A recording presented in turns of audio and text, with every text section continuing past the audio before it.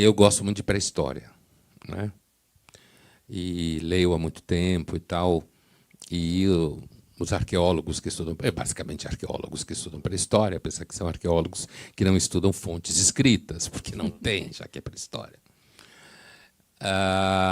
E um dos temas que ele... Portanto, eu estou perguntando para o arqueólogo, né? Tá certo. Um dos problemas que muitos arqueólogos descrevem é que a arqueologia ela só lida com fatos. Ela é completamente cega a qualquer verdade. Porque ela lida com fatos e não com verdade nenhuma. E que a arqueologia ela é uma ciência muito poderosa, mas, ao mesmo tempo, ela é uma ciência muito pobre, porque ela lida com cacos. Né? Como funciona isso para alguém que tem fé fazendo arqueologia bíblica? Muito bem. A arqueologia também não é monolítica. Quando se fala assim, os arqueólogos dizem, você tem a arqueologia histórico-culturalista, você tem a processualista, a pós-processualista, tem várias dinâmicas, tem a arqueologia cultural, tem a arqueologia colonialista, então tem várias linhas. Se você perguntasse isso para Binford, por exemplo, ele ia falar, não, é fato mesmo, a gente vai lá, reproduz. Até o processualismo foi uma linha filosófica que tentou colocar na na arqueologia, o método científico de Stuart Mill. O método laboratorial. O camarada acreditava que ele podia ir lá para o meio dos esquimós e ficar só observando os esquimós, como é que eles faziam lá com o osso da baleia, e ali ele ia tirar até uma regra matemática para saber como é que o ser humano evolui, como é que ele produz e tudo mais. Isso não deu em nada. Não deu em nada, porque o ser humano não é feito em série como carros, não dá para você fazer uma regra matemática para o ser humano. Então não deu em nada. A arqueologia, de fato, ela trabalha com fragmentos de história. Quem trabalha mais com a pré-história é mais o antropólogo ou o paleontólogo, ou aquele arqueólogo mais da linha americana. O outro arqueólogo vai trabalhar da história, da invenção da escrita para cá. Então, da invenção da escrita para cá é mais arqueologia histórica. Da invenção da escrita para trás ela é mais paleontológica. Aí o grau de abstratismo ele começa a ficar um pouco maior, né? Como é que a Lucy morreu? Você vai lá no Museu de História Natural de Nova York, está lá a Lucy, e eles fizeram a Lucy, o marido da Lucy, os filhotes da Lucy, sendo que encontraram apenas 20% de um Australopithecus, que há primatólogos que acreditam que nem eram Australopithecus. Então, quer dizer, tem essa crítica feita. Mas a Lucy é a Lucy in the Sky was Mas você sabe que foi o motivo da Lucy. Enquanto eles estavam escavando lá, alguém estava escutando. E do meu lado aqui, como é que a gente trabalha? Realmente são fragmentos de história. Mas eu trabalho no sentido matemático. Vou pegar a Bíblia, por exemplo. Eu não tenho um achado arqueológico para cada versículo que a Bíblia apresenta. E se eu for também com a pá, eu estou escavando Laquis agora, se eu for escavar Laquis com a Bíblia numa mão e também eu estou indo com a predisposição. Então você tem que escavar e deixar que o texto, não o texto bíblico, o texto das pedras, das cerâmicas, exalem para você. E esse texto pode vir de várias maneiras. Eu consigo ver a quantidade de cerâmicas, o tamanho da cidade, a conexão, se essa cerâmica ela era importada, se ela era produzida ali, o que aquele artefato está me contando. Depois desse movimento é que eu vou cruzar dados com as fontes históricas, seja a Bíblia, seja Heródoto, seja qualquer historiador grego, Sócrates, escolásticos, seja qualquer um, Flávio Josefo, qualquer um. E com relação à Bíblia Sagrada, o que nós podemos testemunhar é o seguinte: o que se encontrou até agora de arqueologia literalmente ligada à história bíblica, talvez é uma fração de 5% a 6%. Mas isso em relação a toda a história geral. Se eu pegar a egiptologia, por exemplo, o que você encontrou que os egípcios deixaram é uma fração, uma minoria. E aí eu faço a pergunta para o historiador: como é que você sabe que Sócrates existiu? Nós não temos nenhum achado arqueológico diretamente ligado a Sócrates. O próprio Alexandre o Grande, nós não temos nenhum achado, nós não temos nenhuma prova que Alexandre o Grande esteve na Índia. As moedas de Alexandre o Grande são posteriores a ele. A vida de Alexandre mais antiga que nós temos é de Plutarco, que a cópia foi escrita quase 300 anos depois dele, e a cópia é de quase 1000 anos depois. Então, você faz vários elementos assim da análise da fonte escrita com o que você encontra. E aí entra um elemento importante, que é a estatística. quando bem feita. Vamos deixar bem claro, quando bem feita, porque a estatística hoje está sendo questionada por várias questões. Mas quando a estatística ela é bem feita, ela pode me dar, pela amostra, uma visão do todo. Uma estatística bem feita, ela pode falar o seguinte: se as eleições para o governo de São Paulo fosse hoje, Cecília Meirelles ganharia em primeiro lugar com 48% dos votos, Monteiro Lobato ficaria em segundo lugar, nulos ou brancos, mas eles não entrevistaram todos os 100% de habitantes de São Paulo, mas a amostra lhe dá uma parte do todo. Então, a pergunta que eu faço não é se eu tenho um achado arqueológico que convalide cada parte da Bíblia. A pergunta é, o pouco que se achou está em consonância ou está refutando a Bíblia? E está em consonância. E a gente nota que muitas das críticas que são feitas, principalmente da escola de Copenhagen, que é uma escola minimalista, ou mesmo alguns arqueólogos de Haifa ou Tel Aviv, é que baseia-se na ausência de argumento para se afirmar alguma coisa. Por exemplo, eu não tenho até hoje nem... vou dar um exemplo claro aqui. Até 1991, não havia nenhuma comprovação fora da Bíblia da existência do rei Davi. E isso é importante mesmo, porque a gente está escavando justamente a cidade de Laquis, no período do Ferro, e uma das questões que nós estamos tentando investigar é a realidade histórica do reino unificado de Davi.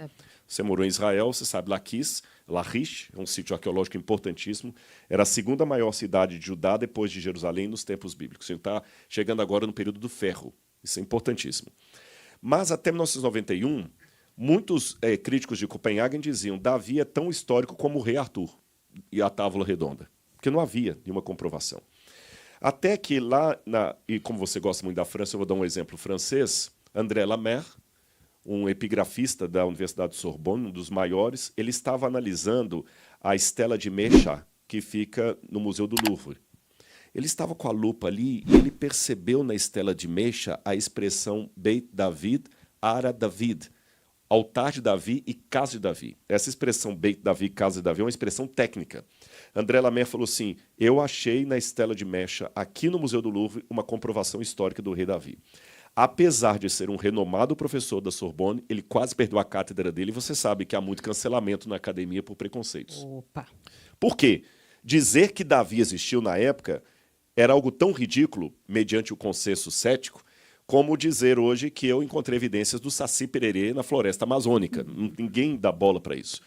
Um ano depois, no norte de Israel, em Tel Dan, o professor Avram Viram encontrou em sítio ali um achado arqueológico que trazia o nome de Davi. Muita gente falou, não, isso é mentira, não pode ser, e tudo comprovou-se que Davi existiu. Aí, depois que comprovou-se que Davi existiu, qual foi a postura do pessoal de Copenhague? Não, realmente, então Davi existiu. Mas ele não foi rei de um reino unificado de Davi. Então, às vezes, vai muito daquele jump monkey, sabe? Quando, às vezes, você fecha aqui, mas tem aquilo ali que está em aberto, e eu continuo duvidando que tem aquilo ali. Então, na arqueologia, eu trabalho isso. Só que, eu quero deixar bem claro uma coisa aqui para todo mundo que está nos assistindo. Não é o meu objetivo com a arqueologia provar a Bíblia. Primeiro por uma razão teológica, depois por uma razão metodológica. Razão teológica.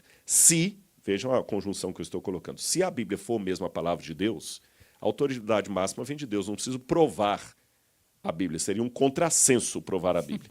Em segundo lugar, porque há verdades bíblicas que não perpassam pelo método científico.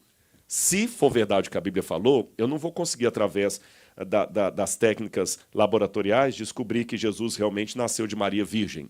Foge. É como descobrir uma verdade histórica. Como é que eu vou provar laboratorialmente que César cruzou o Rubicão? Não tem como. São outros métodos. Então, é tolice fazer isso. Em segundo lugar, você cai na predisposição. Quero crer, e vai crer. Então, não é esse o objetivo. Agora, eu posso, pela arqueologia, colocar a Bíblia dentro de um contexto. E isso é um exercício que eu acho que é muito importante, especialmente para os cristãos, e eu vou explicar por quê. Eu estive recentemente dando palestra em Belém do Pará. E lá em Belém do Pará, recentemente, há um mês atrás, sabe a música da Joelma? Eu vou tomar um tacacá, dançar, curtir, ficar de boa. Todo mundo agora pensou na música, né? Sim. Eu sou brasileiro, falo português, estou vivendo na mesma época da Joelma, considero-me uma pessoa que gosta de ler e estudar, E eu não sabia o que era um tacacá. Quando eu fui para lá, para Belém, que eu fui aprender o que é o tacacá, que eles colocam lá numa cumbuca assim, feita de fruta-pão, alguns falaram que não era bem isso, que tem tipo uma gosma assim, e fazem lá com o camarão, aquela coisa toda. Eu não sabia que tacacá era aquilo. Agora, vejam bem, se hoje, com toda a comunicação que nós temos no século XX, falando o mesmo idioma, no mesmo país, na mesma época, existe uma expressão de uma música popular que eu não sei o significado, imagine a Bíblia Sagrada, que foi escrita há milênios, numa outra língua, numa outra expressão idiomática, que nem é o hebraico que você ouviu em Tel Aviv hoje. São expressões diferentes, formas de pensamento diferentes. E quantos tacacás estão na Bíblia que as pessoas estão lendo sem saber a mínima ideia do que é. Então, a arqueologia me permite, de certa forma, voltar lá e colocar a Bíblia dentro de um contexto para que ela seja examinada de maneira mais sólida, fluida e com menos anacronismos. É um exercício que a gente tenta fazer. Então, é uma coisa séria. A gente publica artigos científicos em revista indexada, tem mestrados, que a gente defende e tudo mais. Então, não é uma banalidade. Agora, como separar o homem de fé do homem religioso? Eu não preciso separar, assim como Isaac Newton não separou o homem religioso do cientista, e ele conseguiu, ao mesmo tempo, escrever um comentário sobre Daniel e desenvolver toda a elaboração da lei da gravidade. Então, para mim, a razão e a fé caminham juntas. Agora, é lógico, se a razão não tiver fé, se a fé não tiver um pouco de racionalidade, não racionalismo, racionalidade, ela não será fé, será crendice. Eu gosto, até no livro, depois eu vou te dar aí, eu gosto muito do Machado de Assis, que ele tem uma frase lá no Quincas Borba, que tem um personagem que é o Rubião. E o Machado de Assis coloca o seguinte: Rubião, sujeito mais crédulo do que crente. Então, eu acho que tem uma diferença entre ser crente e ser crédulo. O crente ele tem uma questão de racionalidade. Paulo fala o culto racional da fé. Acredite não. E só uma última coisa que do seu 11º mandamento, eu ia até fazer uma pergunta para o Pondé, mas ele como me emendou noutra aqui. Quando você falou esperança no mundo, que eu até vi um paradoxo na frase. E com certeza não foi sem querer que ele colocou. Tem um paradoxo. Tem a fé, tem esperança, não tem esperança. E quando eu estava fazendo quase uma hermenêutica aqui da frase, eu não li o livro, nem sabia desse livro, lamento a minha ignorância. A esperança no mundo, esse no mundo é como objeto da esperança ou local da esperança? Eu fiz uma Bíblia da sua fala, igual eu faço com Paulo. Paulo escreveu, eu faço minha pregação, eu falei assim, se fosse uma Bíblia isso que o Pondé falou, como é que eu examinaria? Há dois tipos de esperança aí.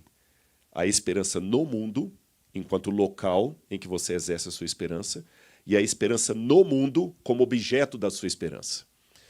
Eu acho que essa segunda parte você não tem, porque você falou, não creio na política também. Eu também não tenho esperança no mundo. Eu sou pessimista. Eu sou quase que um Nietzscheano em relação a política vai melhorar esse mundo, os homens vão melhorar. Não, políticos são como fralda. Você tem que trocar e pelo mesmo motivo. E não muda disso. Mas eu tenho uma esperança no mundo enquanto local em meio ao qual eu exerço a minha esperança. E essa esperança, no meu caso, aí eu vou tomar a posição aqui do Paulo Freire. Eu não sou de acordo com a política do Paulo Freire, eu não gosto da pedagogia dele, mas eu leio de tudo e eu sei separar o que eu concordo e não concordo. Eu leio Nietzsche, por que eu não posso ler Paulo Freire? Né? Que é a coisa mais antagônica do que o Nietzsche. E o Paulo Freire falava que a esperança ela pode vir de dois verbos. Do verbo esperar ou do verbo esperançar. Esperar é estar à espera de algo. Então, quando você está na fila do banco, você tem esperança de que o próximo no caixa não vai ter um monte de boletos para pagar. Quando você está esperando lá no dentista, você tem a esperança que não doa muito o tratamento, que não demore muito lá dentro. É a esperança do verbo esperar. Mas a esperança do verbo esperançar é diferente. O esperançar é aquele jovem que está lá no aeroporto e a namorada foi fazer um intercâmbio e passou 2 anos fora e ele a ama profundamente. E ele já está ali com a aliança para propor o noivado, e ele está toda hora com as flores assim, olhando lá agora que a porta abre, e ele está com tanta ansiedade para que ela chegue logo, que outros começam a falar assim, tudo bem? Desculpa, mas quem está vindo? A minha noiva. Como é o nome dela? Ah, o nome dela é fulana. Onde é que ela está? Ela estava em Paris fazendo intercâmbio lá para aprender francês. 2 anos sem... É mesmo? Então, você se importa de eu filmar? E talvez alguns ali vão empolgar tanto com aquele esperançamento dele, que alguém até falou assim, vamos embora, não vamos ficar um pouquinho, vamos deixar a menina entrar que eu quero ver o momento. Isso é esperançar. Vai dar ruim, cara. Olha, nós pensamos a mesma coisa. 2 anos em Paris, vai dar muito não, ruim. Depende. Isso. Essa é a diferença do ateu pro crente. Vai dar ruim. Né? Eu pendi pro ateu Mas agora. não crédulo. Mas o fato é que, nesse momento mágico, ele levou outros a quererem participar do... Não foi individualista. Aí eu me distancio do existencialismo. Não é só a minha existência, é a minha em consonância com outros. Então, a pergunta que eu faço, não é para ele, não, é para nós, crentes. Quando a gente fala que tem esperança em Deus e exercemos a esperança nesse mundo, que tipo de esperança eu, como cristão, tenho locus no mundo? Uma esperança do verbo esperar ou do verbo esperançar? Quer provocar isso nos outros. Exatamente. Que do esperar, estou esperando Jesus voltar. Ele vai voltar, viu, Pondé? Estou esperando Jesus voltar. Eu sou um chato. Eu já ouvi dizer. Que a coisa, exatamente, né? Agora, a esperança do verbo esperançar é aquela que as pessoas falam assim, pô, cara, eu posso até não acreditar, eu posso até acreditar que 2 anos em Paris vai dar ruim, vai dar merda. A estatística está a favor de dar ruim. Vai dar ruim, mas eu quero ver como é que essa história vai terminar. Então, o meu fascínio é esse, que as pessoas possam, de certa forma, olhar o esperançamento em mim e querer, pelo menos, saber mais como é que é esse negócio. E a estatística realmente pode dar ruim, mas se for olhar por estatística, o Big Bang nunca teria acontecido.